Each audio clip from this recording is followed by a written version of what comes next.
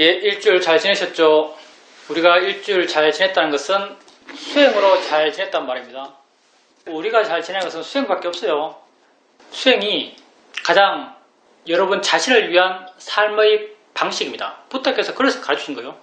그리고 그 말씀에 우리가 동의하기 때문에 이렇게 수행하고 있는 것이고요. 수행으로 잘 지내시길 바랍니다. 저번 시간에 이런 말 했죠. 더위와 추위가 있는 게 아니다. 이런 말 한 기억나세요? 예, 저번 시간에 덥다 춥다가 있는 게 아니다. 다 우리 마음의 조건 따라서 더울 수도 있고 추울 수도 있다. 절대 온도라는 것은 중요하지 않다. 우리가 35도를 춥다라고 할 수도 있고 영하 10도를 덥다라고 할 수도 있다고 이렇게 말했어요. 정말 그럴까요? 거기에 대한 증거가 내가 생각났어요. 실제 증거가. 여러분 동사하는 사람 있잖아요. 얼어 죽는 사람들. 얼어 죽는 사람들 벌거벗고 죽는 거 아세요? 얼어 죽는 사람들 가끔 벌거벗고 죽어요. 아니 우리나라에서 얼마 전에 충중강 거기에 모녀가 겨울인데 계곡에 들어가서 나체로 죽어 있어요. 엄마가 약간 무당이었던 모양이에요. 기도 같은 걸 많이 했대요. 근데 겨울에 계곡에 나체로 죽어 있어요.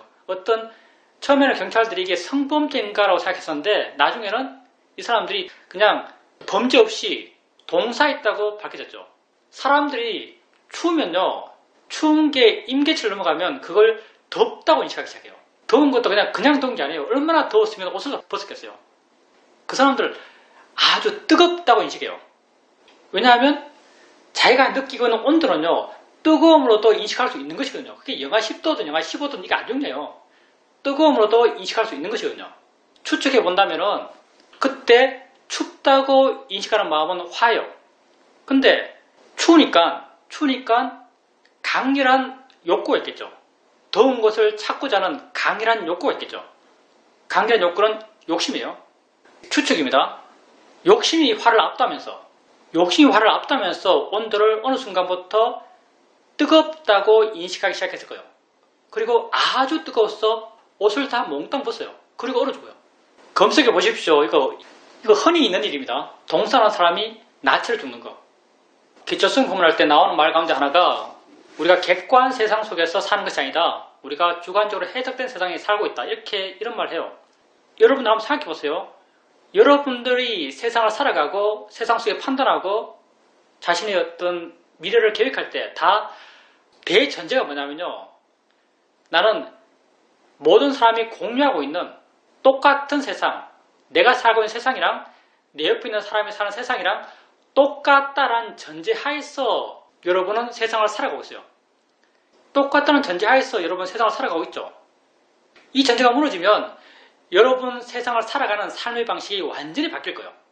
왜 우리가 행복할 수 없을까요? 인간이 정말 행복한가요? 옛날보다 훨씬 더 많은 걸 갖고 있고 더 좋은 옷을 입고 더 예쁜 것을 보고 더 맛있는 걸 먹고 있어요. 근데 우리는 더 과거보다 행복한가? 언제부터인지 모르겠지만 인간의 문명이 발달하고 인간의 인식이 진화하면서 인간은 가장 기본적인 오류를 제일 밑에 깔고 이 모든 것을 만들었어요. 뭐냐면 내가 내 바깥 세상을 객관적으로 안다는 전제죠. 이건 우리의 인식, 우리의 문화, 그것이 생겨날 수 있는 가장 밑바닥에 있는 전제 같은 거예요. 근데 이 전제가 틀렸죠. 이 전제가 틀렸어요. 여러분은 이건 분명히 여러분이 이해할 수 있습니다. 여러분이 아는 세상 속에 살고 있어요. 여러분이 아는 세상 속에 살고 있는 거죠. 그러면 여러분이 아는 세상이 과연 다 함께 공유되는 객관적인 세상인가? 아니면 내게 주관적으로 해석된 세상인가? 내가 아는 세상과 다른 사람이 아는 세상이 다를 수 있는가? 당연히 다를 수 있죠. 왜 다를 수 있죠?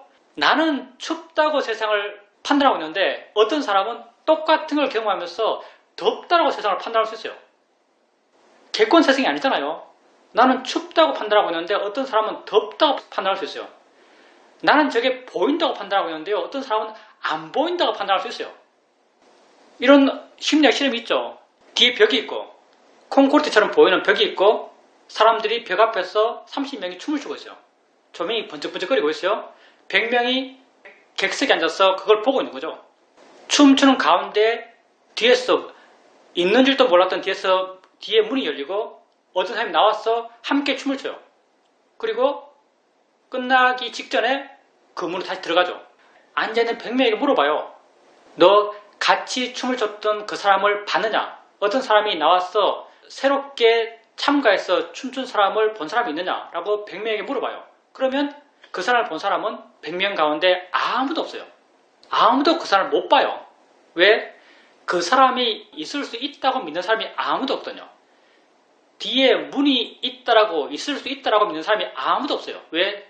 다 모든 사람이 그걸 콘크리트로 믿고 있죠. 콘크리트, 그냥 맨 콘크리트로 믿고 있으면요, 100명의 사람에겐 그 문은 없는 거예요. 문의 가능성이 제로면요, 그 사람들의 마음속에서는 문이 없어요. 우리가 볼 수 있다는 건 보는 거죠. 근데 어떤 사람은 문이 있을 수 있다고 생각하고 있어요. 문이 있을 수 있다고 믿고 있는 사람에게는요, 그 문이 보여요. 우리는 객관 세상 속에 사는 게 아니에요. 우리는 내가 아는 세상 속에 살고 있어요. 이게 진실이에요. 내 존재의 진실이죠. 만약에 인간이 태초에 인간 스스로에 대한 자학이 생기고 인식의 폭을 넓혀갈 때 만약 우리 각자가 세상을 다 다르게 본다는 전제로 출발했다면 이게 참에 전제한 거잖아요. 우리가 이렇게 사니까. 우리가 다르게 세상을 보고 있다는 그 전제하에서 그 다음 단계의 발전들, 변화들, 그런 것들이 생겨났다면요, 인간의 삶은 전혀 달랐을 겁니다. 정말 사회와 문화가 각각 개개인의 행복을 보장할 수 있는, 개개인을 더 행복하게 해줄 수 있는 그런 문화가 생겨났을지도 몰라요.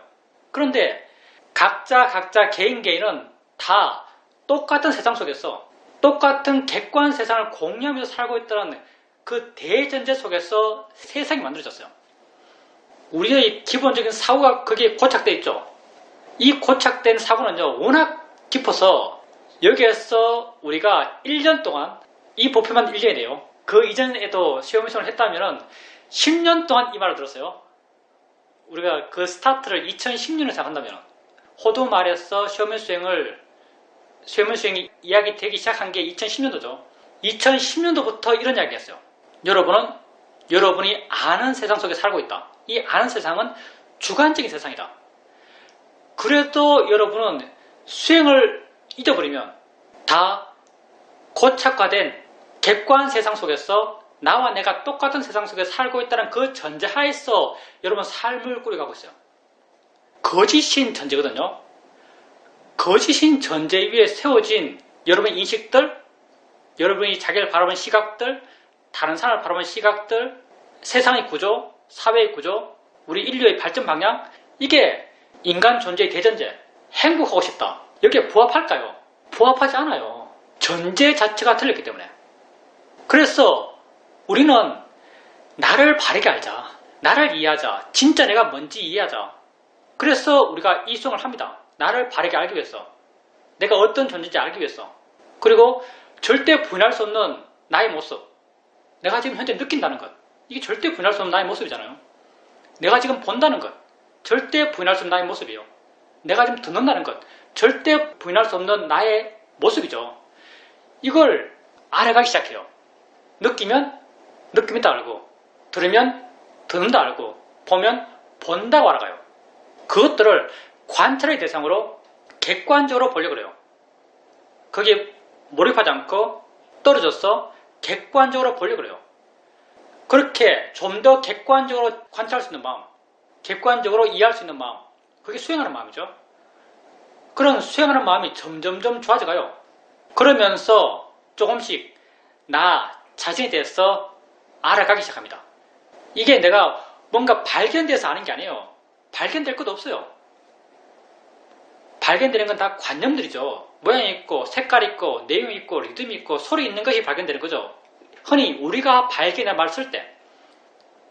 근데 이렇게 여러분의 존재, 여러분이 지금 하고 있는 것, 봄, 들음, 느낌, 생각들, 그런 것들을 점점 객관적인 마음이 되어 나가면서 그런 것들을 알아가게 되면, 우리가 말하고 있는 이런 수행의 과정을 밟아가게 되면요, 자연스럽게 왠지는 모르지만 우리가 이 메커니즘을 몰라요.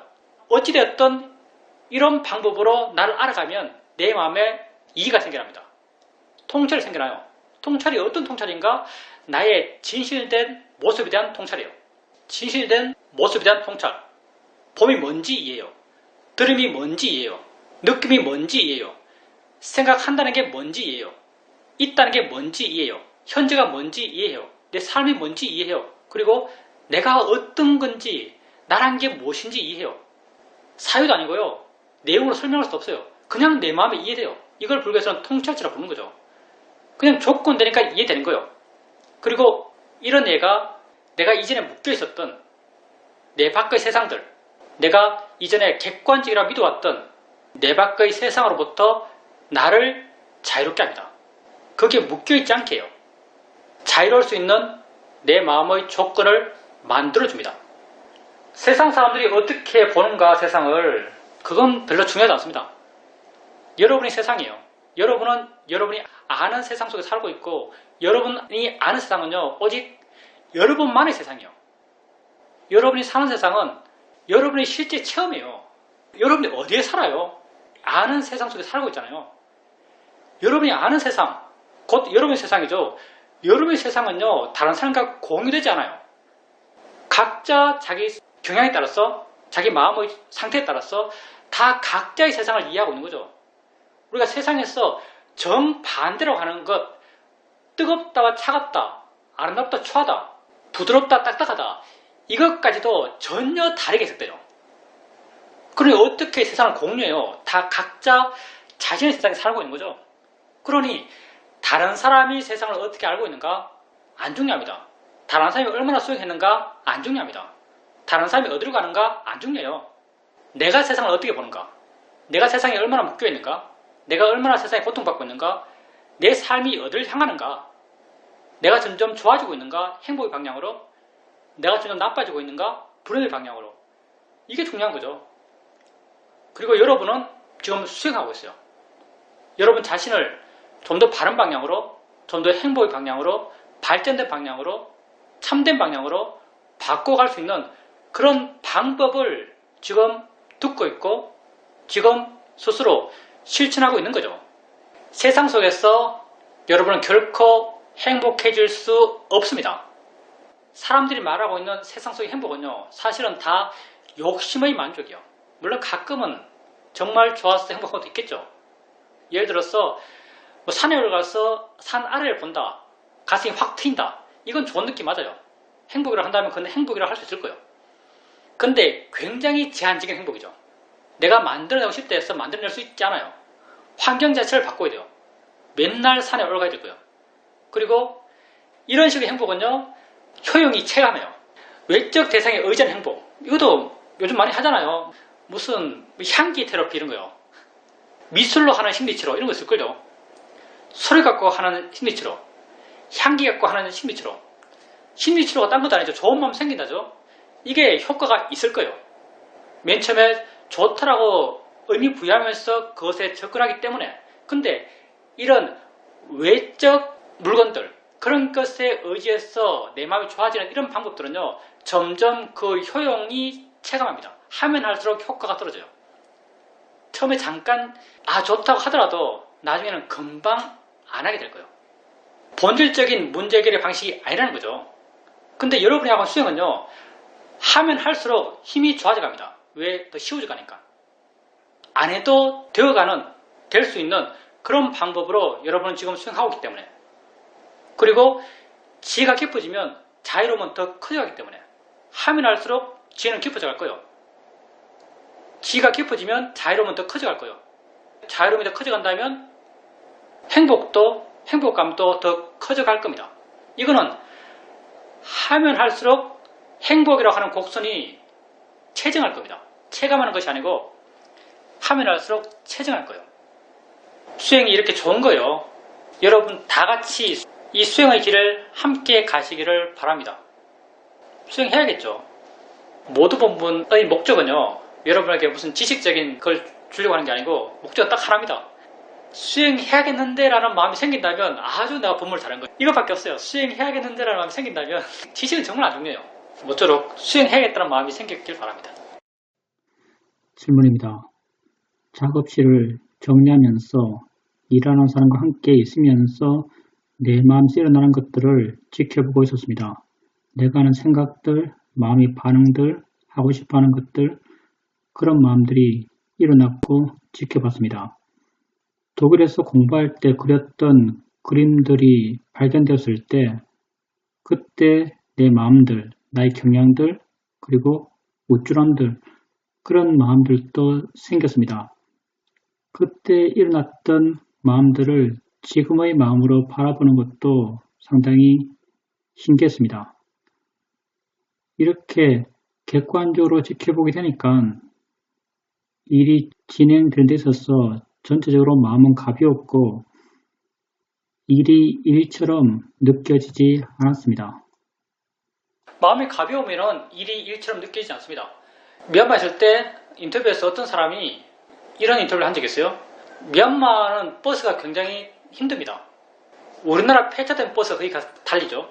심지어는 버스 바닥이 뚫려 있어서 도로가 다 보여요. 버스 타고 있는데 사람들도 많고 어떤 여자 수영자가 시내 나가고 돌아오면서 그냥 흔들리면 흔들리는 대로 기울면 기우는 대로 그렇게 자기 안에 마음을 두고 알아가면서 그렇게 갔다 왔다. 그렇게 힘든 버스를 타고 왔다 갔다 했지만은 하나도 힘들지 않았다. 이렇게 인터뷰한 적이 있습니다. 그러니까 사이도가 그래 그게 바로 살아가는 방식이다. 정말 알고 살고 마음이 긴장하지 않고 마음이 여유있고 받아들이고 풍족하게 되면 세상 일에 힘들 게 없다.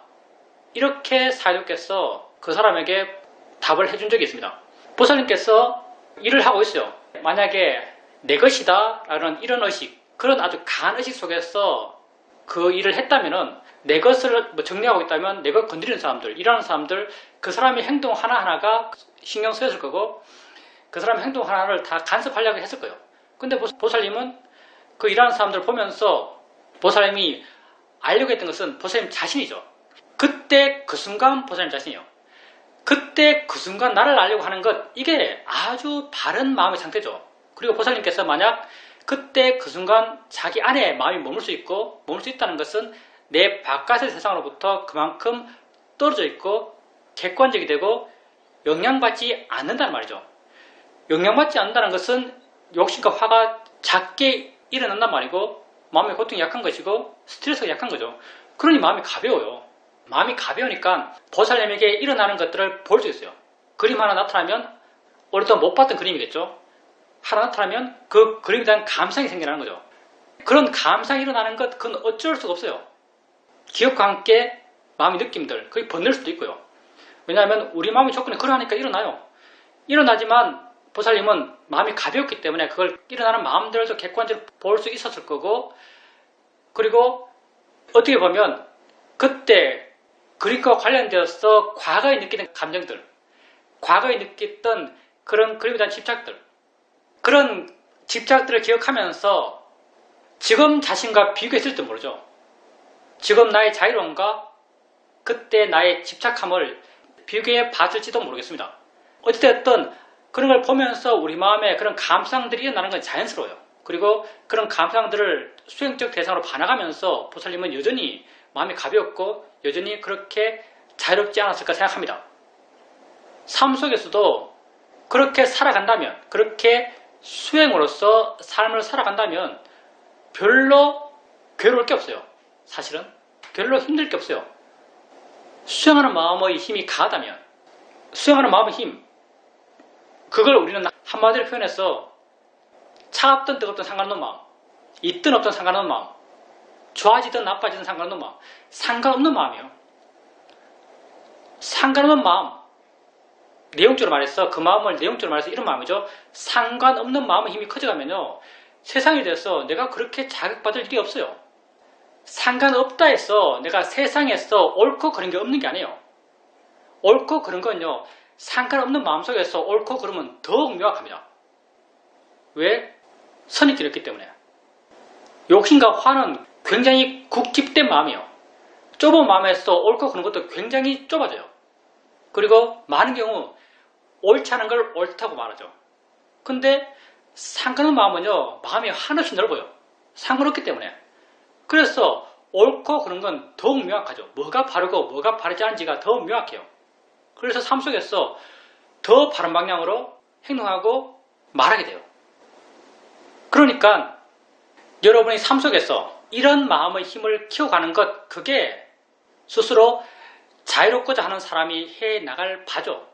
근데 내가 이런 마음의 힘이 크다 이렇게 말했는데 이게 그냥 고정된 큰 마음으로 존재하는 게 아니에요.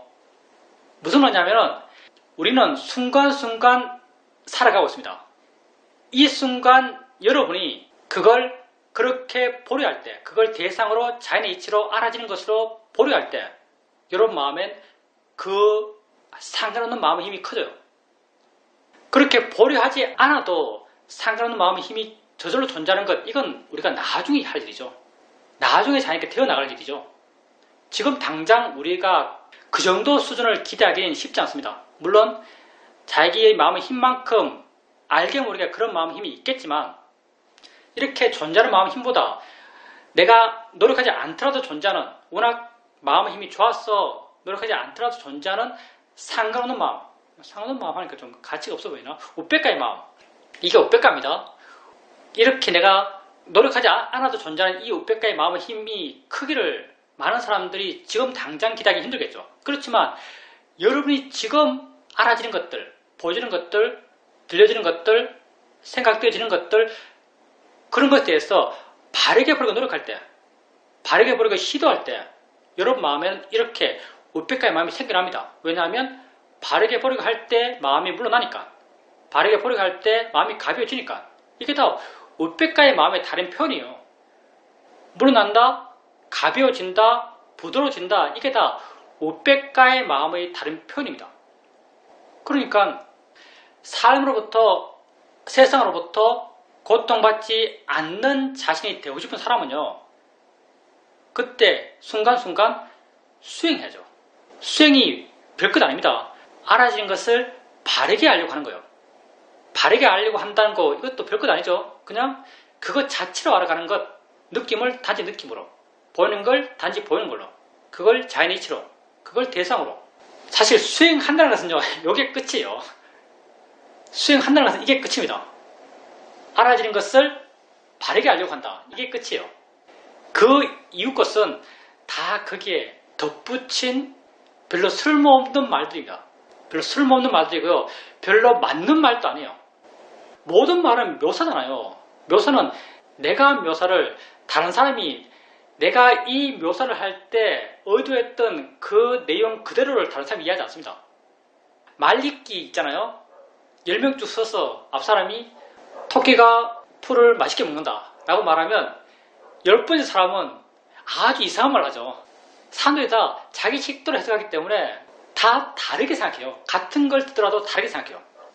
수행에서 이게 수행 이해하라고 오류 없이 거의 모든 사람이 이해할 수 있는 것, 모든 사람이 바르게 받아들일 수 있는 것은요, 안다, 그리고 바르게 안다요. 붓다는 이 안다를 삿뒤로 말했고요.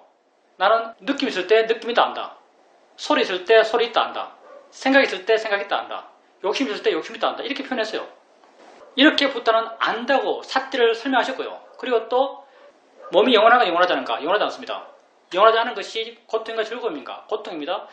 영원하지 않고 고통스러운 것을 너 지나러 갈 수 있느냐? 할 수 없습니다. 이 무상권 뭐하죠? 몸을, 느낌을, 아는 마음을, 보는 마음을 무상권 뭐하러 봐라? 실제 붓다가 수행을 설명하면서 했던 말은 이것밖에 없는 것 같아요. 안다, 그리고 바르게 안다. 이 둘뿐이에요. 이 이후에 진행되는 수행의 과정들, 무슨 여기서 우리가 숱하게 말하고 있는 뭐 가볍게 안다, 뭐 물러나면서 안다, 무슨 대상을 바꾼다, 뭐 수동적으로 안다, 뭐 무의지로 안다, 이건요 첨가된 말들이고요. 그리고 이건 바른 말이 아니에요. 바른 말이 아니라는 것은 오해의 가능성이 충분히 있어요. 이 말 듣고 수행해서 수행 이상하게 하는 사람들 굉장히 많습니다. 굉장히 많을 거예요. 그럴 수밖에 없죠. 수행은 이거 두 개밖에 없습니다. 안다, 바르게 안다. 불교 수행에서 스승의 법력이 높으면 높을수록요, 이 두 가지 말밖에 안 해요. 아마 잘은 모르겠지만 샤오민 사이들은 이 두 가지를 주로 이야기하고 다른 이야기는 별로 안 하셨던 것 같아요. 샤오민 사이들은. 일단은 사이드가 좀 더 쓸데없는 말을 많이 하고요. 나는 쓸데없는 말이 덕지덕지죠. 쓸데없는 덕지덕지죠. 그래도 여러분이 계속 나랑 같이 이야기하니까 나름 계속 인식의 합을 맞춰가죠. 그래서 비슷하게 이해하는 거죠. 내 말만 듣고 수행을 이해한다면요, 아주 이상한 사람 많을 거고요. 내 말만 듣고 우리 수행을 판단한다면요, 저건 뭐 저 따위 수행이 다 했어, 이렇게 말하는 사람도 굉장히 많을 겁니다. 진짜에 대한 설명은 그 진짜를 절대 묘사할 수 없어요. 설명, 그 말 자체가 불완전하거든요. 완전한 것에 대한 설명이 절대 완전할 수가 없죠. 그러니까 성철 스님이, 성철 스님 같은 분이 돌아가시면서 하신 말씀이 이거죠. 내가 살아오면서 수많은 사람을 속였다. 나 이 업이 너무나 두꺼웠어. 이 악업이 너무나 두꺼웠어. 나는 죽어서 지옥에 갈 것이다. 성철 스님이 수많은 사람을 속였다고 하는 그 말씀을 내가 지금 실천하고 있는 거예요. 내가 수많은 사람을 속이고 있습니다. 내가 지금 하고 있는 말은 다 수많은 사람을 속이는 말들이에요. 그러니 내 말에 그렇게 의지하지 마십시오. 물론 계속적으로 함께하는 같이 수행을 이야기하는 사람들은 아마 비슷하게 내가 쓰는 표현들, 그런 것들을 함께 이해해 갈 거예요. 근데 수행의 기본은요, 안다, 바르게 한다, 이거 둘밖에 없어요. 여러분 경전 보세요. 경전 실천 수행을 이야기할 때 이거 둘밖에 없어요. 아르침 한다, 그리고 무상건모하러 바르게 한다. 이 둘밖에 없습니다. 부처님은 끊임없이 이 둘만 말했어요. 그리고 바르게 했던 사람들, 정말 이 둘을 바르게 실천했던 사람들은요, 그 길들을 다 자기 스스로, 내가 지금 말로서 설명하고 있는 수행의 진행들을 다 스스로 해 나갔던 거예요. 바르게 하면 그렇게 될 수밖에 없는 수행을 하는 거예요. 근데 우리는 그렇게 될 수밖에 없는 수행의 과정을 하나하나 설명하고 있죠. 왜냐하면 우리 바라밀이 이 정도 같아요. 우리 바라밀이. 설명 안 하면 여러분 수행했겠어요? 여러분에게 아세요? 바르게 아세요? 그렇게 말하면 어떻게 수행했겠어요? 내가 엄청 화려하게, 나름 엄청 화려하게 나는데 우리처럼 소박한 수행이 어떻겠어요? 나름 무슨 현재니, 나름 뭐 완전한 자유로움이니, 이런 포장들을 엄청 좀 있는 듯이 이야기했기 때문에 그런가? 생각해보면 그렇게 될 것 같은데 했어. 여러분이 아마도 수행하려는 마음을 많이 내지 않았을까 생각합니다. 우리 바람이 이 정도죠. 그리고 내 법력이 안다, 바르게 한다, 이렇게 해라라는 말로는 안 되는 법력이기 때문에 우리는 수많은 말들을, 필요 없는 말들을, 그리고 심지어는 틀린 말들을 덕지덕지 하고 있는 거죠. 다 틀린 말들이에요. 말에 의지하지 마십시오. 말에 의지하면 바보 됩니다. 말과 글에 의지하면 바보 돼요. 질문입니다.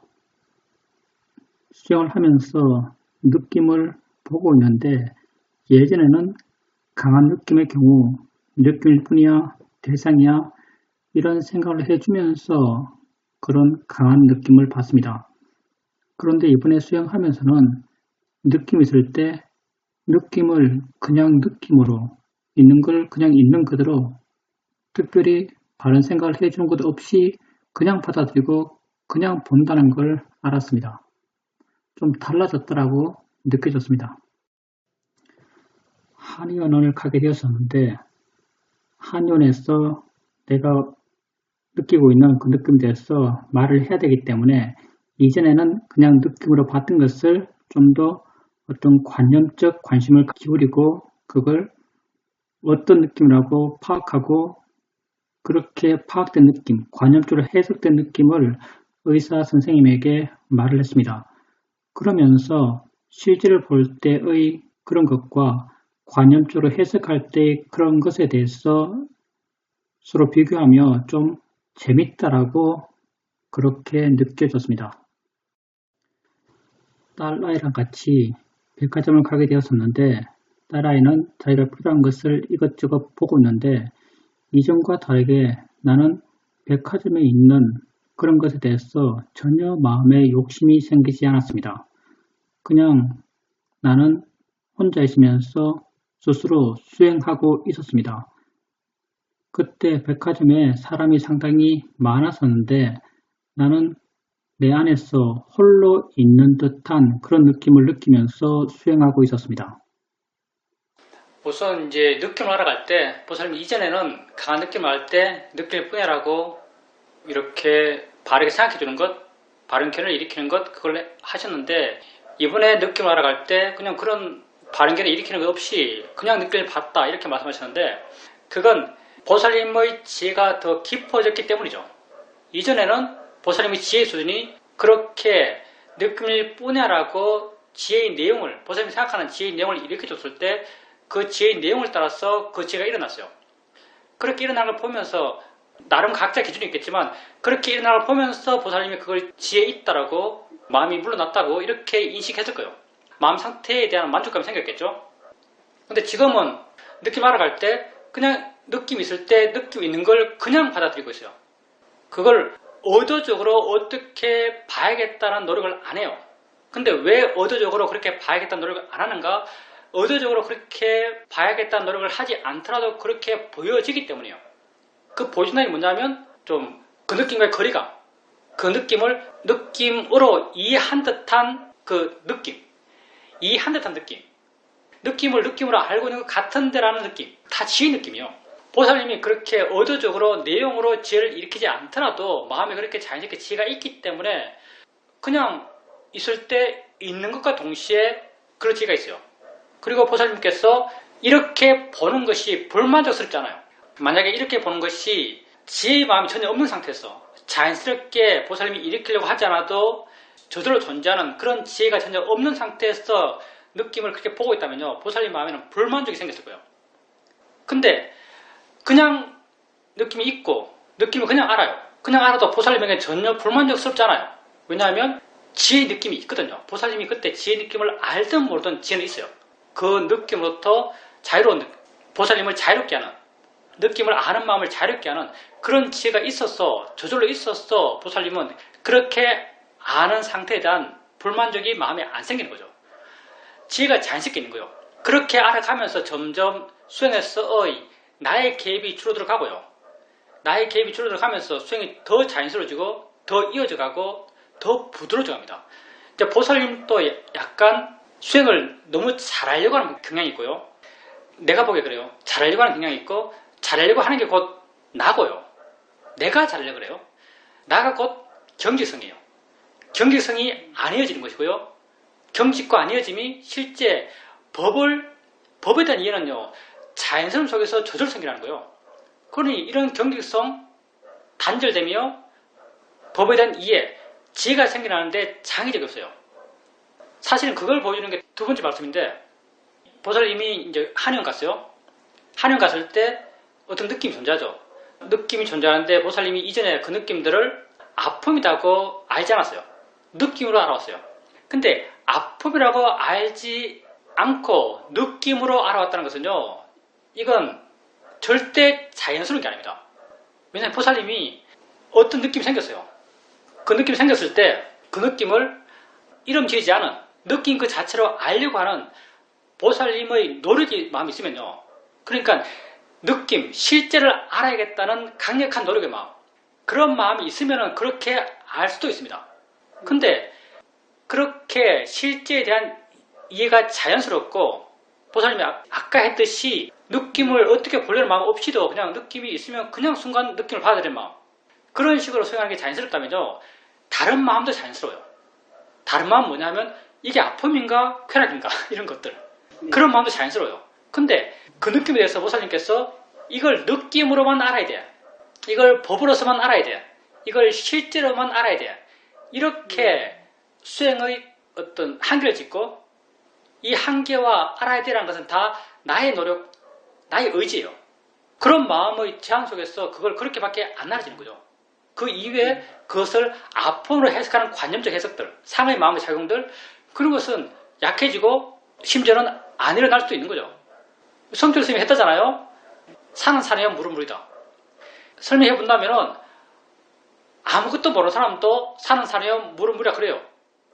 근데 수행에서 좀 아는 사람, 안다는 것은 법을 알고 실제를 알고 이런 사람이에요. 수행에서 법을 알고 실제를 알고 법이 최고고 법만 진짜고 법만을 알아야 되고, 이렇게 법이 최고고 법만을 알아야 된다고 법에 국집한 사람은요, 이렇게 말해요. 산은 산이 아니고 물은 물이 아니다. 산은 보이는 것이고 산은 알아지는 것이고 물은 들리는 것이고 물은 알아지는 것이고 그래서 산은 산이 아니고 물은 물이 아니다란 말이에요. 근데 법에 자연스러운 사람, 법을 이해하는 것이 특별하지 않은 사람, 법에 대한 이해가 깊어지면요. 법을 이해하는 건 특별한 게 아니에요. 법을 이해하는 데 있어서 실제를 이해하는 데 있어서 나의 노력, 나의 의지가 불필요한 사람 이런 사람은 그냥 법에 대한 이해는 저절로 있어요. 이렇게 자연스러운 사람은 다른 마음도 자연스럽게 지 일을 해요. 내가 저게 보인다고 알지만 저게 산인 줄도 알아요. 내가 저걸 들린다고 알지만 저게 물인 줄도 알아요. 그렇게 되었을 때 정말 바르게 아는 거예요. 물론 수행의 과정에서는 사람들이 산은 잘 알지만 보인다는 걸 모르기 때문에 보인다는 걸 강조해요. 사람들이 물은 잘 알지만 들린다는 걸 잘 모르기 때문에 들린다는 걸 강조해요. 근데 나중에는 정말 내가 이게 보인다고 이해해야지, 내가 들린다라고 이해해야지, 실제를 이해해야지, 이런 나의 노력, 나의 개입, 에고 이런 것들이 불필요해지면, 수행이 자연스러워지면 이게 불필요해지죠. 이게 불필요해지면 저게 산이라고 하는 것, 저게 물이라는 해석들, 그런 것도 자연스럽게 존재합니다. 왜? 그것하는 마음이 내게 있으니까. 상이라고 하는, 산냐라고 하는 그 마음이 자기 있기 때문에 그 마음도 그 일을 해요. 지혜는 지혜로서 실제 법을 이해하지만 관념은 관념으로서 그것에 이름을 붙여요. 이게 정말 능숙한 사람의 모습이죠. 그러니까 보살님이 좀 더 자연스러워지면 지혜와 관념에 다 자유로울 수 있을 겁니다. 백화점 갔을 때 보살님 수행하셨겠죠. 아까도 말했지만 백화점에서도 보살님은 약간 애써 수행한 것 같아요. 애써 수행한. 그러니까 마음을 강하게 내 안에 두려고 하는 애씀이 있었던 것 같아요. 당연히 이렇게 애씀이 있으면 마음이 내 안에 아주 강하게 존재하죠. 내 안에 아주 강하게 존재하면 내 밖의 것이 내게 주는 자극이 굉장히 약해요. 내가 보살님 마음 상태가 애씀이 상당히 있는 것 같다라고 말씀드리거든요. 백화점에 굉장히 많은 사람이 있지만 보살님은 나 혼자 외딴 섬처럼 홀로 있는 것 같은 느낌이 들어요. 나 혼자 홀로 있는 듯이 느껴지는 그런 느낌을 느꼈어요. 이런 느낌은요 사실 자연스럽지 않아요. 이런 느낌은 보살님이 강하게 마음을 내 안에 두려는 노력이 있을 때 생기는 마음의 느낌이에요. 보살님이 정말 자연스러웠다면요 바깥으로도 자연스러워요. 그냥 흐름 속에 있는 것이 느껴져요. 외딴 것 같다 이렇게 느끼면요 그건 뭔가 마음에 힘이 들어간 상태라고 볼 수 있습니다. 보살님은 좀 더 자연스러워질 필요가 있다. 좀 더 자연스러운 방향은 아까 맨 처음 했던 인터뷰 느낌을 느낄 때 이전에는 느낄 뿐이라고 바른 결을 일으켜주면서 그 느낌을 알았는데 이제는 그렇게 느낌일 뿐이라는 그런 바른 견해를 일으켜줄 필요가 없다라고 하는 것. 이게 보살님이 부드러워지는 방향으로의 수행의 변화된 모습이에요. 점점 그렇게 변화되어 나가야 됩니다. 점점 수행에서 나의 노력, 나의 개입들이 줄어들어 가야 됩니다. 질문입니다. 저번에 삶 속에서 내가 생각하기에 수행하지 못할 상황 속에서 수행해야지라는 생각을 하면서 많이 괴로웠다고 말씀드렸는데 스님께서 삶과 수행이 하나 되는 그런 것에 대한 법문을 해 주셨습니다.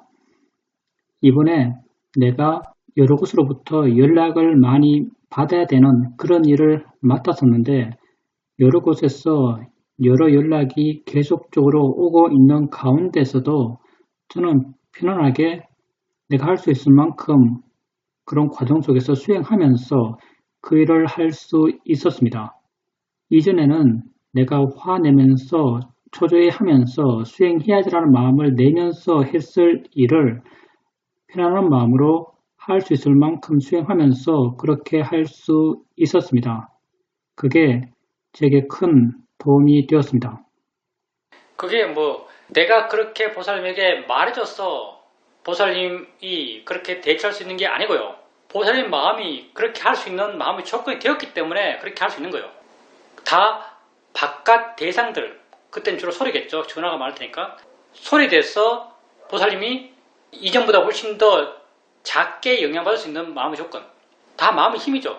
그게 하나님의 힘이고 소리에 대한 이해의 힘이고 그런 힘들이 보살님 마음에 있기 때문에 보살님이 그런 활동을 하면서도 자연스럽게 수용할 수 있고 활동 속에 만나는 대상들에 대해서 제한적이나마 보살님 지혜 크기만큼 지혜로울 수 있고 또 설령 거기에 휘둘린다 하더라도 보살님은 그걸 어떻게 대처해야 될 줄 알고 그리고 휘두르는 상황에서 보살님이 이렇게 대처해야 되는 것이 알고 바르게 알고 이거밖에 없어요. 알고 바르게 알고 그렇게 휘둘릴 때 보살님으로 하여금 휘둘리게 하는 그 대상에 대해서 보살님이 알려고 그러고 바르게 하려고 그럴 때 당연히 마음은 좋아지고 또 보살님은 알려고 그러고 바르게 알려고 하는 자기를 보면서 만족해요. 왜?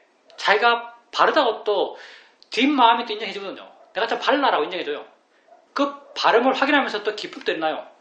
그러니까 보살님이 그 순간 어떻게 살아야 하는지를 아는 거죠. 삶이 명확해요. 그게 다 내가 그 말을 했기 때문이 아니고 보살님 마음의 조건이 그러하기 때문입니다. 내가 말해주는 영향은요. 아주 작습니다. 다 여러분이 하는 거예요. 다 내가 하는 거죠. 내가 하는 거지. 뭐 누가 줘서 내가 받을 수 있는 게 아무것도 없어요. 수행에서는 정말 누가 주어서 내가 받을 수 있는 게 아무것도 없어요. 남이 줄 수 있는 것은 어떻게 수행한다는 이 말밖에 없는데요. 이 말은 딱 두 개밖에 없어요. 안다, 바르게 안다. 이거밖에 없어요. 안다, 바르게 안다. 안다, 바르게 안다. 이 두 가지를 실천하면서 다른 모든 것은 내가 스스로 만들어가는 것이고 내가 스스로 발견해 가는 것이고 내가 스스로 변해가는 것이요. 보살님이 그렇게 스스로 실천해가면서 스스로 변해간 모습을 지금 조금씩 발견하시는 거죠. 수행한다면 변할 수 있습니다. 질문입니다. 저번에 수행의 대상은 모든 것이다 라는 것에 대해서 아주 깊이 이해한 적이 있는데 그 이해가 얼마나 컸던지 저녁에 잠까지 오지 않았습니다. 그 이후로도 내게 많은 영향을 주는 것 같습니다. 좀 변한 것 같습니다. 그 지혜가 굉장히 깊었던 모양이죠. 통찰치료 하는 것은 내 의도와 무관하게, 내 노력과 무관하게, 내 사전 준비와 무관하게 아무것도 없는 상태에서 그냥 마음이 좋으니까 훅 일어나는 거예요. 순간 확 일어나요. 통찰치가 아주 강하게 일어났을 때는 보살님도 아마 그렇게 말씀하시는 거 들어보니까 그때 그렇게 느꼈을 겁니다. 모든 것이 대상이다. 모든 것이 대상이라는 이 말에 대해서 그때 보살님 느낌으로는 이 말이 어떤 의미인지 보살님이 완전히 안다라고 느껴져요. 그때는. 이 말이 어떤 의미인지 완전히 안다고 느껴지죠. 완전히 안다. 여러분 세상에서 아는 것 가운데 완전히 아는 것 있나요? 여러분 삶 속에서 아는 것 가운데 완전히 안다고 자신있게 말할 수 있는 게 있나요? 거의 없습니다. 우리는. 없어요 사실요. 근데 통찰치가 날 때 통찰치가 난 그 내용에 대해서 내 마음의 느낌으로는 객관적으로 완전히 아는 게 별로 안 중요해요. 객관적으로 사실 완전히 모르죠. 근데 내 마음의 느낌으로는 그때는 그 순간에는 내가 이걸 완전히 아는 것처럼 느껴져요. 완전히 아는 것처럼 느껴지는 것은 이것 위에 다른 것이 하나도 없기 때문에 그래요. 이것 위에 다른 것이 하나도 없다는 것은요. 지혜 이외에 번뇌가 하나도 없는 거예요. 그럴 때는 지혜가 100%이기 때문에요. 마음 상태가 완전히 바뀝니다. 그때 보살님은 아주 그 순간 갑작스러운 마음 상태에 급격한 변화를 느꼈을 거예요. 마음이 확 바뀌어요. 굉장히 좋은 마음으로 바뀌는 거죠. 이렇게 아주 깊은 통찰치를 통해서 바뀌어진 마음은요. 상당히 그 영향을 오래오래 끌어요. 그리고 만약에 보살님이 그 알을 지속적으로 확인하게 되면요. 나중에는 서서히 매해지면서 지혜가 계속 안 가죠. 서서히 매해지면서 나중에는 들뜰 거예요. 왜? 좋은 거니까. 좋은 거니까 들떠요. 안 좋은 거면 우울해지겠지만 좋은 건 들떠요. 내가 생각하기에는 보살님이 잠이 안 오거든요. 들떠서 잠이 안 왔을 겁니다. 들떠서. 내가 미얀마에 있을 때 깊은 통찰제가 났을 때 한 번은 화에 대해서 여러 가지 이해를 했지만 한 번은 화에 대해서 화가 마음이라고 정말 깊이 이해했어요. 순간 확 이해했죠. 나는 통찰제가 생기면요. 느낌이 아까 내가 100% 내가 이해했다 이렇게 표현했는데 내 마음의 느낌은 내 이해가 바닥을 짚는 느낌. 느낌은 다 내 관념적으로 만든다는 거니까. 이해가 바닥을 짚는 느낌. 바닥을 찍는 느낌이 무슨 말이냐면 그 바닥 밑에는 더 이상 없는 느낌이 들어요. 나는 그렇게 이해의 깊이를 관념을 시켜요. 바닥을 찍는 느낌으로 그 이해를 알았어요. 화가 없거든요. 내 마음이 100%가 되면요. 마음은 100% 자비입니다. 화 없으면 자비는 저절로 가요. 세상이 다 좋게 보여요. 그리고 좌선하고 일어나는데 사람들 봐도 다 사랑스러워. 건물을 봐도 다 예뻐. 세상의 모든 소리와 모든 보이는 것, 모든 느낌이 다 내게 좋게 보여요. 왜? 화가 하나도 없으니까. 워낙 깊은 이해를 했기 때문에 그 이해가 상당히 오랫동안 가요. 이게 2시간, 3시간 이렇게 좋은 마음이 계속 갔어요. 근데 좋은 마음이 계속 가니까 조금씩 이 마음이 좋다라는 생각이 들어요. 이 마음이 그냥 뭐랄까 조음 없는 조음으로 존재할 때는 마음이 계속 좋아요. 근데 이 마음이 좋다는 내 판단이 들어가면서부터요. 점점 마음은 매지기 시작합니다. 이 마음이 좋다는 생각이 들어가면서 그리고 좀 지나면 이 좋은 게 내 거예요. 좀 지나면 이 좋은 게 나예요. 내가 좋아요. 좀 지나면 내가 좋은 걸 가진 거예요. 좋은 걸 가진 내가 돼요. 내가 좋은 걸 갖게 되면요. 내가 좋다고 생각하면요. 점점 마음은 들뜹니다. 좋은 걸 좋다고 알지 않고 보는 건 쉽지 않습니다. 근데 진짜 지혜가 있으면 정말 지혜의 힘이 좋다면 그걸 그냥 그렇게 알 수 있죠. 이제 이렇게 알 수 있는 것, 이제 이런 상태의 표현을 이런 표현을 하죠. 처음에는 지혜가 났을 때 마음의 변화를 통해서 밑에 있던 마음의 상태가 고도화된 마음으로 변해요. 이 변화를 통해서 좋아졌다고 알아요. 근데 좋아지고 나면 좋아진 걸 아는 마음 또한 이미 좋아진 마음이에요. 그래서 좋아진 걸 몰라요. 그래서 지혜로서 어떤 상태가 되면요. 그 상태는 욕심의 대상이 안 돼요. 왜? 좋아진지를 모르기 때문에. 수다원이 되어도 그 수다원이 대단하다고 생각할 수 없어요. 대단하다고 생각한다면요. 그건 욕심이 하는 거예요. 그리고 대단하다고 생각한다면 그건 내가 대단한 거예요. 오래 수행했다고 하면서 내가 오래 수행해서 내가 이렇게 대단한 사람이 되었어. 내 수준이 이렇게 대단해. 이렇게 말하는 사람이 있다면 그 사람은 전혀 대단한 사람이 아닙니다. 전혀 대단한 사람이 아니에요. 지혜 명상을 바르게 해서 지혜를 통해서 정말 대단해진 사람은요. 절대 자기가 된 상태를 대단한 상태라고 생각할 수가 없어요. 왜냐하면 지혜는 무엇에도 집착하지 않기 때문에. 그리고 대단한 상태를 보는 마음이 이미 대단하기 때문에. 하여튼 그렇게 수행을 통해서 점점 변해갑니다.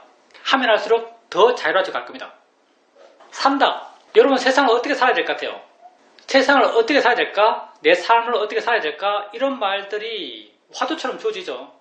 그러면 많은 현인들이 무슨 보람있게 살아라, 가치있게 살아라, 모임있게 살아라, 뭐 착하게 살아라, 뭐 성취하며 살아라, 자신을 하며 살아라 이런 수많은 말들을 할 겁니다. 우리도 그렇게 말할 수 있어요. 세상을 어떻게 살아야 될까요? 이 출발은요. 산다는 게 뭔지부터 시작하는 거예요. 산다는 게 뭔지. 산다는 게 뭔지 알아야 어떻게 살지에 대한 답이 나오겠죠. 산다는 게 뭘까요? 산다는 것은 지금 뭔가를 알아간다는 거예요. 지금 뭔가를 알아간다는 것, 그게 산다는 거죠. 이건 절대 부인할 수 없는 산다는 것에 대한 정의예요. 내가 산다는 것은 지금 뭔가를 알아간다는 것이 산다는 거예요. 그럼 바르게 산다는 게 뭘까요? 바르게 산다는 것은요. 바른 알 것을 바르게 알아가는 것, 이게 바르게 사는 거죠. 뭘 안다는 게 살아가는 거예요. 그러면 바르게 살아간다는 것은 바른 알 것을 바르게 알아가는 것, 그게 바르게 살아가는 거죠. 바른 알 것이 뭘까요? 바른 알 것을 부탁께서는 법이라고 하셔서 법이 딴 것 아니에요. 부탁은 법을요. 바른 알 것을 법으로 설명하셨어요. 내게 진짜 있는 것. 그걸 알았을 때 내 마음에 화와 욕심이 생기지 않는 것. 그게 법이죠. 왜? 법은 관념이 아니니까. 법은 모양이 없으니까. 법은 내용이 없으니까. 법은 형태가 없으니까. 바른 알아가는 것. 그게 붓다는 법으로 설명하셨어요. 그리고 바르게 알아가는 것. 바르게 하는 것을 알아가는 것을 붓다께서는 무상고 모하로 설명하셨어요. 바른 견해로 설명하신 거죠. 바르게 알아가는 것. 이게 바르게 살아가는 것입니다. 산다는 것은 이 순간 뭔가를 알아간다는 것이요. 그리고 바르게 산다는 것은 바른 알 것을 바르게 알아간다는 것이요. 바른 알 것은 바로 법이고요. 바르게 알아간다는 것은 바로 바른 견해요. 법을 바르게 알아갈 때 여러분은 바르게 살아가는 것이고, 이런 바른 수행의 실천들을 해 나가면서 여러분 마음속에서 스스로 조금씩 인정하게 됩니다. 이게 바르게 산다는 것이라는 걸. 그리고 이렇게 바르게 살고 있는 자신의 현재, 거기에 대한 만족감이 생겨납니다. 이게 신심이죠. 나에 대한 신심. 바르게 살고 있는 자신에 대한 만족감, 자신에 대한 굳건함, 이런 마음이 생겨나요. 이게 신심이고, 이게 부탁께서 말씀하신 자등명이죠. 내가 나를 밝히는 거예요. 내가 나를 믿는 거죠. 내가 나를 의지하는 거예요. 내 스스로 내 존재에 대한 확신이 생겨나요. 내 존재라는 게 딴 것도 아니죠. 지금 이 순간 이렇게 알고 사는 게 내 존재예요. 내 존재의 모습이 옳다라고 스스로 확신해요. 그게 내 존재에 대한 확신이에요. 여기서 나는 아주 굳건해요. 흔들림이 없어요. 이게 신심이죠. 이렇게 여러분이 수행에 능숙해진다는 것은요, 어떻게 산다는 것에 대해서 스스로 명확해지는 겁니다. 여러분 삶의 방향이 명확해지는 거죠. 뭔가 확실해지는 거예요. 이전에 여러분이 수행하지 않을 때 여러분은 얼마나 불확실한 삶을 살아왔는지 한번 돌이켜보세요. 불확실한 삶, 이게 뭐겠어요? 뭘 알아야 될지 몰라요. 어떻게 알아야 될지 몰라요. 이게 불확실한 삶이에요. 무엇을 어떻게 알아야 될지 몰라요. 이게 불확실한 삶이에요. 끊임없이 흔들리고 있고, 그렇게 무엇을 어떻게 알아야 할지 모르는 자신의 삶이 돼서 스스로 불안해요. 스스로 만족할 수 없어요. 스스로 굳건하잖아요. 스스로 흔들려요. 내가 나를 안 믿는 거죠. 내가 내 자신에게 의지할 수 없어요. 그런데 여러분은 지금 이 순간 무엇을 어떻게 알아가야 할지 알고 있어요. 그리고 그게 바르다고 알고 있어요. 그리고 바른 걸 실천하고 있어요. 바른 걸 실천하고 있는 스스로에 대해서 만족해요. 그리고 기쁘죠. 그리고 마음에 그런 삶에 대한 확신이 있어요.